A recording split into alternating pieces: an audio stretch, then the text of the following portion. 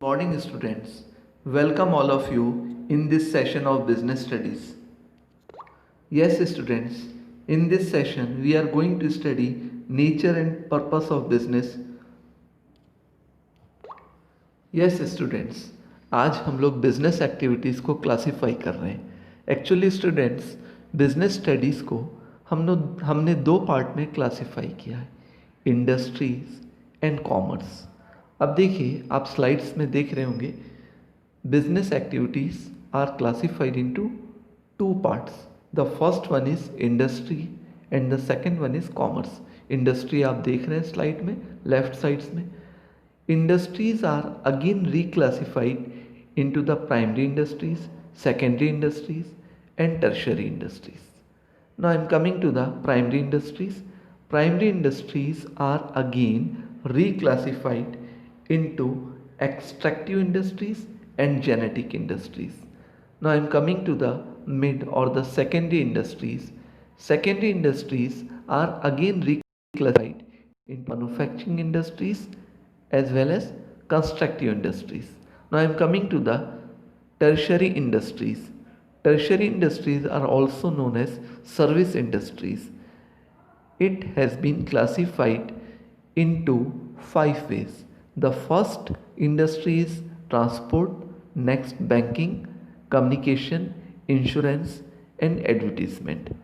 This is the classification of the industries.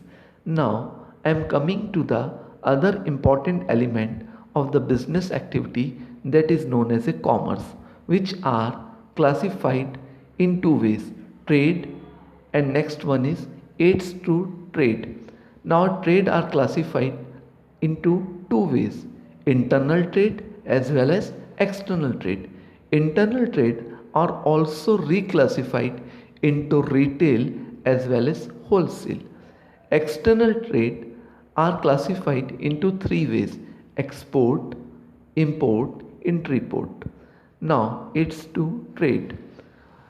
Now it has been classified in five ways, transport, communication, banking and finance, insurance and advertisement. Students, here one thing is similar. When you will compare the tertiary industries, you will find the classification of the tertiary industries are similar to aids to trade.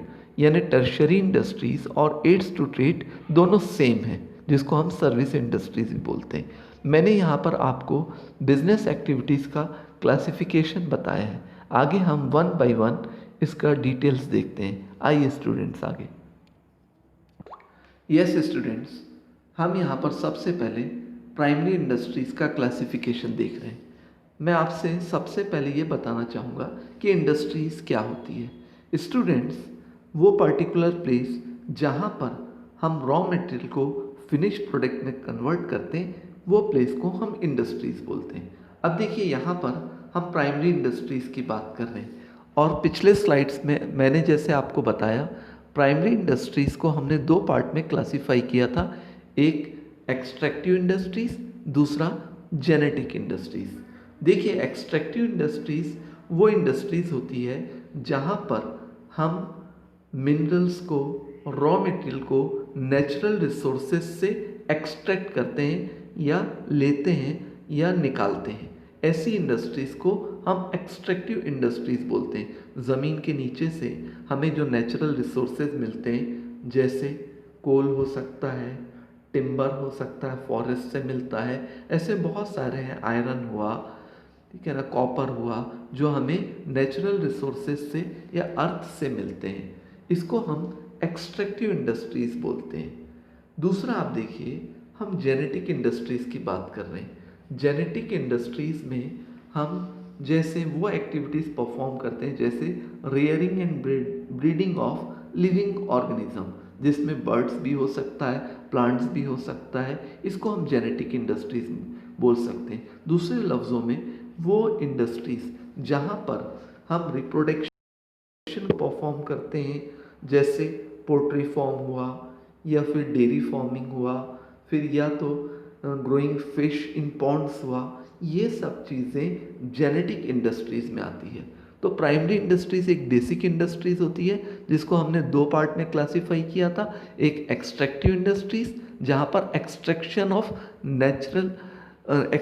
Of raw material from natural sources हो सकता है। दूसरा genetic industries हो सकती है जहाँ पर मैंने से एग्जांपल दिया कि आप पोल्ट्री फार्म कर सकते हैं या कैटल एंड बर्ड्स का ब्रीडिंग कर सकते हैं, तो ये आपकी जेनेटिक इंडस्ट्रीज होगी।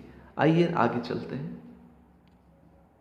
यस स्टूडेंट्स, हम प्राइमरी इंडस्ट्रीज के बाद अब सेकेंडरी इंडस्ट्रीज ले रहे हैं और सेकेंडरी इंडस्ट्रीज आप देख रहे हैं स्लाइड्स में, हमने इसको दो पार्ट में क्लासीफाई किया है, एक मैन्युफैक्चरिंग इंडस्ट्रीज और नेक्स्ट है कंस्ट्रक्टिव इंडस्ट्रीज। आइए इसके बारे में आगे डिटेल में देखते हैं। यस स्टूडेंट्स, मैंने आपसे जैसे कहा कि हमने सेकेंडरी इंडस्ट्रीज़ को दो पार्ट में क्लासीफाई किया है। फर्स्ट पार्ट जो है मैन्युफैक्चरिंग इंडस्ट्रीज़ है। अब इस मैन्युफैक्चरिंग इंडस्ट्रीज़ में हम देखते हैं कि हम क्या करते हैं, जैसे आयरन इंडस्ट्रीज़ हुआ, सीमेंट इंडस्ट्रीज़ हुआ, स्टील इंडस्ट्रीज़ हुआ, जहाँ पर हम इनको मैन्युफैक्चर करते हैं, ये आपकी सेकेंडरी इंडस्ट्रीज़ के दायरे में आती है। आइए अब आगे हम नेक्स्ट देखते हैं। सेकेंडरी इंडस्ट्रीज़ को हम कंस्ट्रक्शन इंडस्ट्रीज़ में भी क्लासीफाई करते हैं, जैसे रोड का कंस्ट्रक्शन करना है, ब्रिज बनाना है, डैम को कंस्ट्रक्ट कराना है, ये सेकेंडरी इंडस्ट्रीज़ का कंस्ट्रक्टिव पार्ट कहलाता है। यस स्टूडेंट्स, मैंने आपको पिछले स्लाइड्स में ओवरऑल व्यू दिया था कि सेकेंडरी इंडस्ट्रीज़ को हम दो पार्ट में क्लासीफाई करते हैं, मैन्युफैक्चरिंग इंडस्ट्रीज़ और दूसरा हमने देखा था कंस्ट्रक्टिव इंडस्ट्रीज़। अब देखिए मैन्युफैक्चरिंग इंडस्ट्रीज़ में हम अगेन इसको किस तरीके से क्लासीफाई करते हैं। देखिए पहला है एनालिटिकल इंडस्ट्रीज़। आप स्लाइड्स में देख रहे हैं कि जब हम रॉ मटेरियल्स को स्मॉल पार्ट्स में या डिफरेंट पार्ट्स में उसको स्प्लिट कर देते हैं या ब्रोकन कर देते हैं, और उस स्प्लिट करने से या ब्रोकन करने से हमें नेक्स्ट जो फिनिश प्रोडक्ट मिलता है, ऐसी इंडस्ट्रीज़ को हम एनालिटिकल इंडस्ट्रीज़ बोलते हैं। देखिए हमने जैसे नेचुरल रिसोर्सेज पेट्रोलियम लिया, उस पेट्रोलियम से हमने डीजल भी, केरोसिन ऑयल भी, गैसोलीन भी मैन्युफैक्चर्ड किया, ये एनालिटिकल इंडस्ट्रीज़ होती है। अब देखिए नेक्स्ट है सिंथेटिक इंडस्ट्रीज़। सिंथेटिक इंडस्ट्रीज़ वो इंडस्ट्रीज़ होती है जहाँ पर हम दो या दो से ज़्यादा रॉ मटेरियल को मिक्स करके एक नया प्रोडक्ट बनाते हैं, वो सिंथेटिक इंडस्ट्रीज़ होती है। जैसे केमिकल्स आप मिक्स करते हैं और उससे आप साबुन बनाते हैं, पेंट बनाते हैं, कॉस्मेटिक बनाते हैं, बहुत सारे ऐसे आइटम्स होते हैं जो आप प्रोड्यूस करते हैं या दो से अधिक रॉ मटेरियल को मिक्स करके, वो सिंथेटिक इंडस्ट्रीज़ कहलाता है। उसके बाद होती है प्रोसेसिंग इंडस्ट्रीज़। देखिए हम रॉ मटेरियल को प्रोसेस करते हैं, और जब प्रोसेस करते हैं तो वो रॉ मटेरियल कई प्रोसेस या कई स्टेजेस से गुजरता है, इसलिए हम इस प्रोसेस को, इस स्टेजेस को जो डिफरेंट स्टेजेस से गुजरता है और उसके बाद हमको फिनिश प्रोडक्ट मिलता है, इसलिए हम इसको प्रोसेसिंग इंडस्ट्रीज़ बोलते हैं। जैसे आपके सामने एग्जांपल लिखा हुआ है टेक्सटाइल इंडस्ट्रीज़। हम टेक्सटाइल इंडस्ट्रीज़ की बात करें तो आपको पता है कि धागे की ज़रूरत होती है, सबसे पहले धागा बनाया जाता है, उसके लिए रॉ मटेरियल है, उसको फिर कलर करते हैं, फिर उसके बाद उसमें और कई प्रोसेस होते हैं, फिर हम उसको कपड़ों में कन्वर्ट करते हैं। तो ये एक कई प्रोसेस से गुजरता है, इसलिए हम इसको प्रोसेसिंग इंडस्ट्रीज बोलते हैं। फिर नेक्स्ट लास्ट वन है असेंबलिंग इंडस्ट्री, असेंबली इंडस्ट्रीज।